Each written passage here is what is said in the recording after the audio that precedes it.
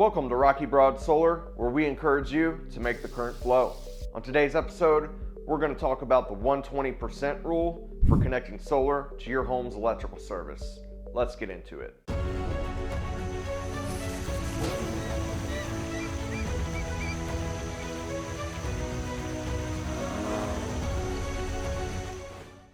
The most common way to connect a solar or storage system to your home's electrical system is through what's called a solar backfed breaker connection.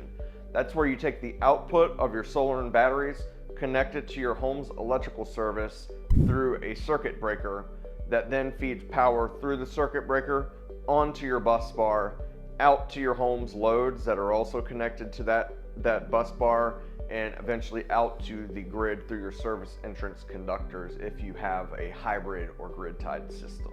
Now, to be clear, there are many other ways you can connect a solar or storage system to your home's electrical system, but the solar backfed breaker connection is usually the first choice, and that's mainly due to its widely known acceptance to electrical inspectors across the nation, its ease of installation, its low labor cost, material cost, and it's just generally the way to go as your first choice for connecting solar to your home. Now, that being said, the solar backfed breaker does come with some rules and limitations, and that's what we're going to go over today. Now, the first piece of information you need to determine about your home's electrical system is the bus bar rating of your main service panel.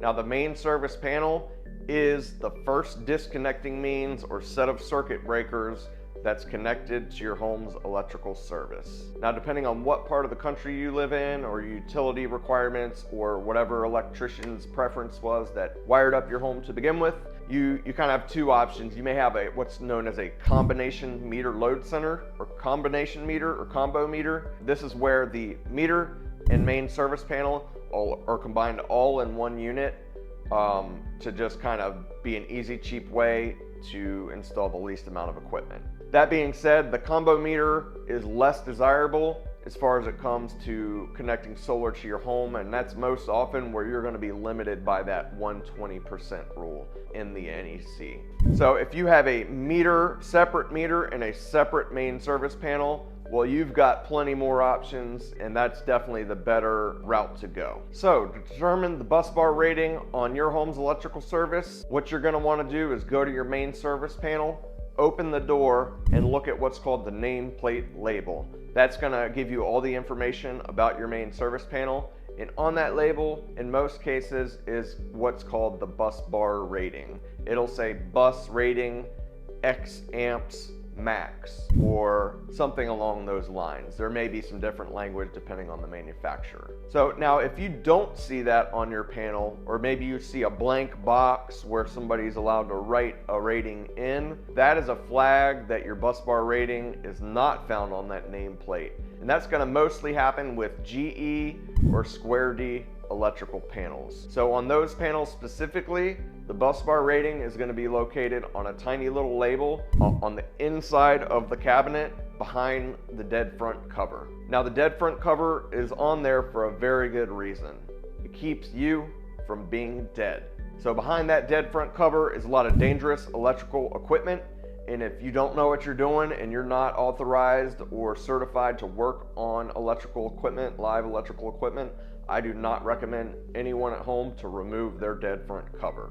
Now, again, find that bus bar rating. It's going to be either on the nameplate or inside the cabinet, and that's the first critical piece of information we need to know in order to determine the 120% rule. So once you've determined your bus bar rating, next you need to find out what your main breaker rating is. So that main breaker protecting your panel from the grid, usually that rating's etched into the handle, or there'll be a sticker showing you what that main breaker rating is. Once you have the bus bar rating and the main breaker rating, you then have the ability to calculate the 120% rule and determine how much electricity or how much solar backfeed current you can have on your home. So the quick math with the 120% rule is you take the bus bar rating, you multiply it times 1.2 to determine 120% of the bus bar rating.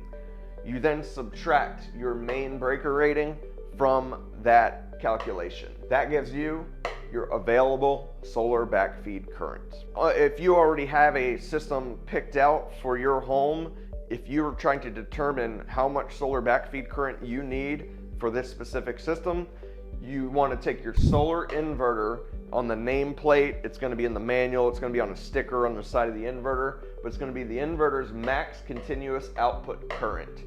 That is the max that your inverter is going to be generating for any given time. You multiply that times 1.25. That is a safety factor. That is because a solar inverter can run up to 3 hours or more continuously, and that current over time can warm up the wires, heat up the wires, and it is just a safety factor. So again, max continuous output current of your solar inverter or inverters, if you have multiple or if you're using micro inverters, and you times that times 1.25, that gives you your solar backfeed from the system that you're trying to connect.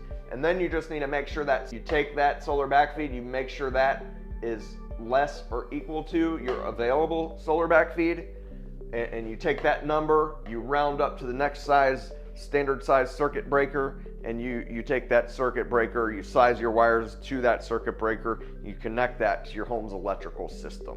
So in a nutshell, what the 120% rule states is the combination of the main breaker or the current coming from the grid and the backfed breaker or the current coming from your solar and batteries combined cannot exceed more than 120% of the bus bar rating. That's because these panels are generally over-engineered. Even though the bus bar may only be rated for 200 amps, it can actually really handle 240 amps, especially when those generation sources are connected at opposite ends of the bus bar, evenly distributing that power across the bus bar. One thing to note is if you're connecting to a sub panel inside your home, not at the main service panel, but at a downstream sub panel, both the sub panel and the main service panel have to comply with that 120% rule. There's a good reason for that. That's because if you connect to a sub panel in your home and that complies, but that sub panel is not using any power, it's going to backfeed that solar current out to your main service panel. And again, the combination of the grid and the solar backfeed current on the main service panel needs to stay within that 120%. So on the board here, we've got some pretty common examples of bus bar and main breaker combinations that you're going to find out in the field. We're just going to run through this real quick and do the calculations. So first, we've got a 125 amp bus with a 125 amp main breaker connection. That's going to be 125 times 1.2, which gives you 150 amps. Subtracted by the 125 amp circuit breaker leaves you 125 of available solar backfeed current. Next, we've got the 125 amp bus with 100 amp main breaker. You take that 125 amp bus times 1.2, gives you 150 amps. You subtract the 100 amp circuit breaker, which leaves you 50 amps of available solar backfeed current. Next, we've got the 200 amp bus, 200 amp main. This is an extremely common combination you're going to find in the US. Most homes come with a 200 amp electrical service by default these days, and most bus bars are just kind of rated for the equipment to make it as cost effective as possible. So you take your 200 amp bus times 1.2, gives you 240 amps, minus the 200 amp circuit breaker, leaves you 40 amps of solar backfeed current. Next, we've got the 125 amp, the 225 amp bus and the 200 amp main breaker. Now you're gonna see some solar ready meters that have these. I personally do not like a solar ready meter. I do not recommend that to anyone. They have many limitations that most people don't realize. One major limitation being you're not actually allowed to connect batteries or loads. Basically, you cannot connect a battery backup system with loads to that solar generation input, which really reduces the feasibility of those panels. But anyways, back to it. 225 amp bus times 1.2 gives you 270 amps. You subtract the 200 amp main breaker, which leaves you 70 amps of solar backfeed. Next, we're going to look at a main breaker derate example. So this is a common trick that solar installers will use when you run into a 200 amp service and you need more than 40 amps of solar backfeed. You can conduct what's called a main breaker derate, and that's where you replace that 200 amp circuit breaker with a 175 or a 150 amp circuit breaker, sometimes even less depending on the situation. So to be clear, when you do a main breaker derate, you need to conduct a service load calculation to make sure the home does not need more than the main breaker can provide. So again, if you derate that down to 175 and your home tries to use 190 amps, maybe it's Thanksgiving and you've got a bunch of friends and family over and you're just using tons of power, you go to try to pull above 175 amps from the grid, well, that main breaker is going to trip and it's going to cut the power off. And that's what's called nuisance tripping. It's called that because it's a nuisance. It's not a danger. It's just that if you try to pull more than the main breaker can provide, that circuit breaker is going to do its job and trip. And you'll just have to go out there and flip it back on and make sure you don't try to pull that much power in the future. But per the National Electric Code, the main breaker has to be sized to the service, and any inspector is going to want to see that service load calculation if you conduct a main breaker derate. So in this example, we do the 200 amp bus times 1.2, you get 240, you subtract the 175, that leaves you 65 amps of available solar backfeed current. Now lastly, we've got the 100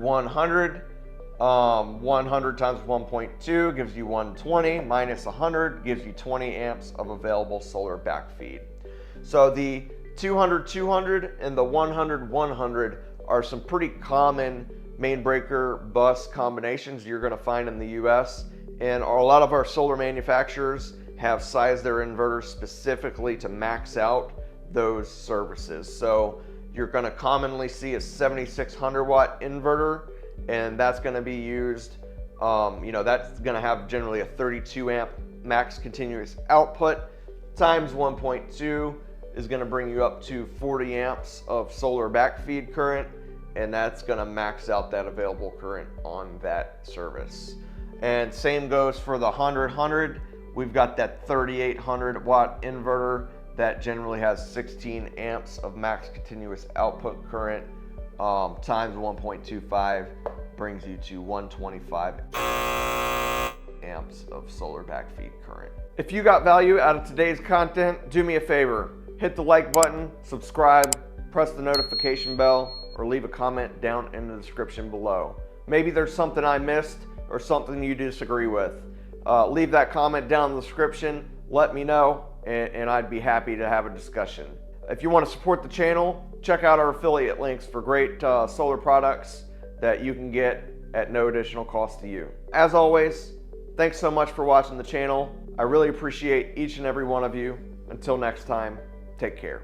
If you enjoyed today's video, go ahead and try out this one.